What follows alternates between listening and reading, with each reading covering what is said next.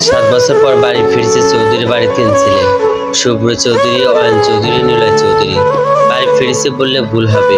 পড়াশোনা শেষ করে বিদেশ থেকে দেশে ফিরছে 3 ভাই। চৌধুরী বাড়িতে আজ খুশির আমেজ, সবাই খুশিতে আজ আত্মহারা। নাতি আসার খুশিতে নাতিদের পছন্দ রান্না করেছেন হেনা বেগম। সে আজ ভীষণ খুশি। আজ এত বছর পর তার 3 নাতি দেশে ফিরছে। তার খুশি দেখে কে? মনে মনে হেনা বেগম বলে, আজ যদি বড় বোমা থাকতো কতই না ভালো হতো বলে দীর্ঘশ্বাস ফেলেন।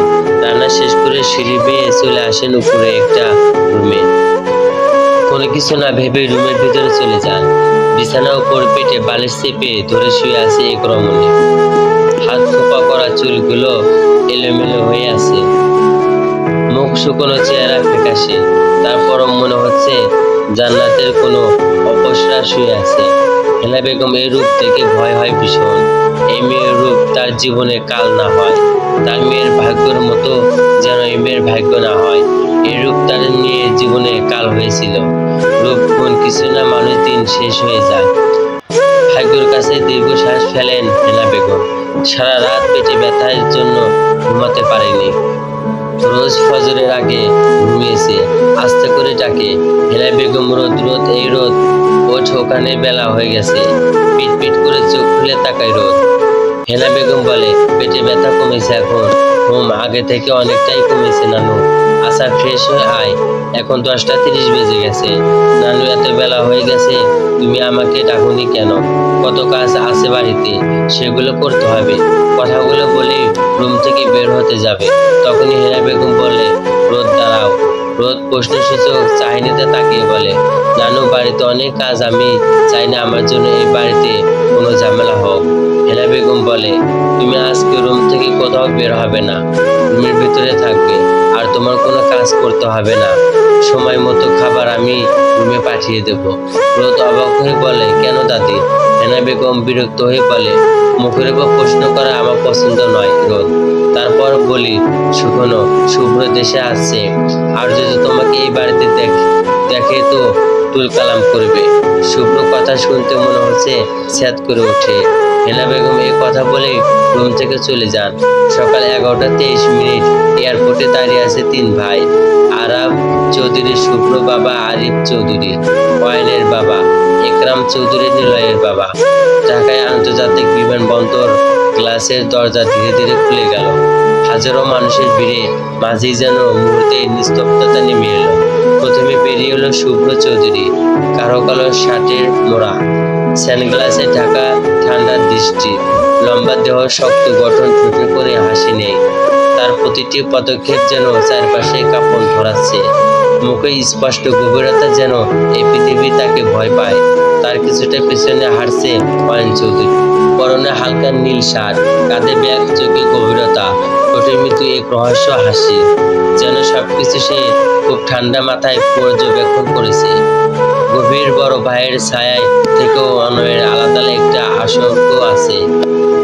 সবশেষে আসে Niloy Chowdhury, denim jacket, hoodie মাথায় দিয়ে, চুল এলোমেলো করে রাখা, আসলে টুক করে ডিপল পরে গালে, চঞ্চল ভঙ্গিতে হাত নেড়ে সবার দিকে তাকায়। মনে হয় যেন এয়ারপোর্টটাই তার নিজের স্টেজে। 3জন একসাথে হেঁটে বেরিয়ে আসে। আরাব চৌধুরী শুভ্রকে জড়িয়ে ধরতে আসলো। শুভ্র পাশ কাটিয়ে চলে যায়। শুভ্র বাবার চোখে পানি চিকচিক করছে। অয়ন এসে চাচাকে জড়িয়ে ধরে আর আস্তে করে বলে, শুভ্র এখন রেগে আছে, চাচা যান, আস্তে আস্তে সবকিছু ঠিক হয়ে যাবে, তুমি কষ্ট পেও না। অয়ন নিলয় সবার সাথে কুশল বিনিময় করে, কিন্তু শুভ্র কারোর সাথে কোনো কথা বলে না। সবাই এসে গাড়িতে বসে। গাড়িতে সবাই চুপচাপ। চৌধুরী ভিলা, কালো রঙের ঝকঝকে প্রাইভেট কারটি এসে থামলো চৌধুরী বাড়ির বিশাল লোহার গেটের সামনে।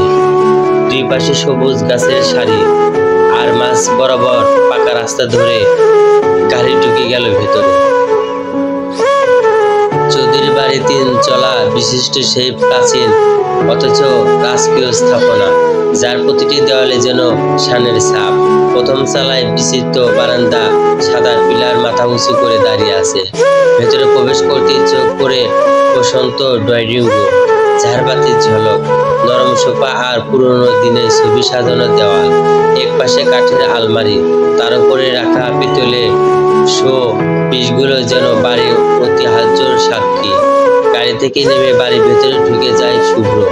দরজার সামনে দাঁড়িয়ে আছে হেনা বেগম, হাসি বেগম অয়নের আম্মু, আর মীরা বেগম নিলয়ের আম্মু, আর নীরা অয়নের বোন, অহনা আর টিয়া নিলয়ের বোন। তার পাশে মাথা নিচু করে দাঁড়িয়ে আছে বাড়ির সব সার্ভেন্ট। শুভ্র তাদের সামনে এসে তাকে সালাম করে, তারপর জড়িয়ে ধরে, তারপর কিছু না বললেও উপরে নিজের রুমে চলে যায়। দীর্ঘশ্বাস ফেলে হেনা বেগম। আর ওইদিকে অয়ন এসে সবার সামনে কুশল বিনিময় করে নিলয় কথা জিজ্ঞেস করে সবাই। অয়ন বলে, আমার পিছন পিছন তো আসলো। আর ওইদিকে নিলয় ফেসবুক লাইভে দেখাচ্ছে তাদের বাড়ি। ঘুরে ঘুরে আশেপাশে লাইভ দেখাতে দেখাতে হঠাৎ পা পিছলে কাদার ভিতরে পড়ে যায়। অয়ন নিলয়কে আসতে না দেখে এইদিকে আসছিল, কিন্তু এসে দেখে কাদার উপরে পড়ে গেছে, পুরো গায়ে কাদা মেখে একাকার।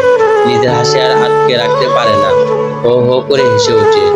অনিলয় পড়ে যাওয়াতে ফোনটা হাত থেকে পড়ে আসে নিচে। অয়ন ফোনটা হাতে নিয়ে দেখে এখনো লাইভ চলছে। তাড়াতাড়ি ব্যাক ক্যামেরা দিয়ে বলে, সো গাইস, আপনাদের প্রাণপ্রিয় ক্রাশ এর অবস্থা দেখুন। বাড়িতে আসার খুশিতে সে মাটিতে গড়াগড়ি করছে। নিলয় তাড়াতাড়ি এসে ফোনটা কেড়ে নেয়, তারপর লাইভটা কেটে দিয়ে বলে, হেই বড়, কি করলে? আমার আর মান সম্মান রাখলে না। হাসি থামিয়ে অয়ন বলে, বাড়িতে এসে সবার সাথে দেখা না করে লাইভ করছিস, তার উপর আল্লাহ অভিশাপ দিয়ে বুঝেছিস, তাই তোর এই অবস্থা হয়েছে। আর এভাবে কাদায় গড়াগড়ি খাওয়ায় দেখিয়ে ভালোই করছে, তোর আইডি ভিউ বাড়বে। নিলয় মুখ কালো করে বাড়ির দিকে হাঁটা দেয়। অয়ন বলে, রাগ করিস না, আমি জাস্ট মজা করছি। চল বাসার ভিতরে চল। রাত 12:30। বাসার সাথে এক কোনায় দাঁড়িয়ে আছে রোদ। সারাদিন সে রুম থেকে 1 মিনিটের জন্য বের হয়নি, রুমেই ছিল। খাবারটা রুমে দিয়ে গেছে তার নানু, তাই সবাই ঘুমাতে চুপি চুপি ছাদে এসেছে।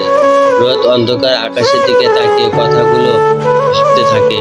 তারপর আনমনে বলে ওঠে, আচ্ছা, কতদিন এভাবে লুকিয়ে রাখতে হবে এ লোকের কাছে থেকে? আমার জীবনটা কেন এমন হলো? আব্বু আম্মু এই নিষ্ঠুর পৃথিবীতে কেন আমার একা করে চলে গেল? আমাকে কেন নিয়ে গেল না তোমাদের সাথে? এই পৃথিবী মানুষ বড়ই নিষ্ঠুর, কেউ স্বার্থ ছাড়া ভালোবাসে না, কেউ না। আমাকে কেউ ভালোবাসে না তোমাদের মতো করে। আমার জীবনটা একটা অভিশাপ হয়ে গেছে, জানো, আর বাঁচতে ইচ্ছা না করে আমার। বলে ফুপিয়ে কেঁদে ওঠে।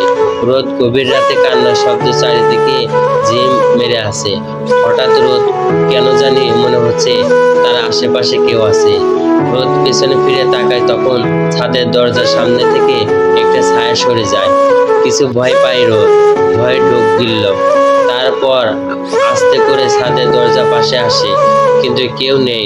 ভয়ে নিচু নেমে যায়, রুমে গিয়ে শুয়ে পড়ে। সকাল 8:30। ঠাস করে থাপড় পড়ে রোদের গালে। থাপড় একটু বেশি জোরে পড়ে। ঠোঁট কেটে রক্ত পড়েছে, গালে 5 আঙ্গুল ছাপ পড়ে গেছে। টলমল চোখের নিচের দিকে তাকিয়ে আছে রোদ। টলমল চোখের নিচের দিকে তাকিয়ে আছে রোদ। হাসি বেগম বলে উঠে, অপয়া লক্ষ্মী একটা মেয়ে, কেন একটা কাজ ঠিক মতো করতে পারো না?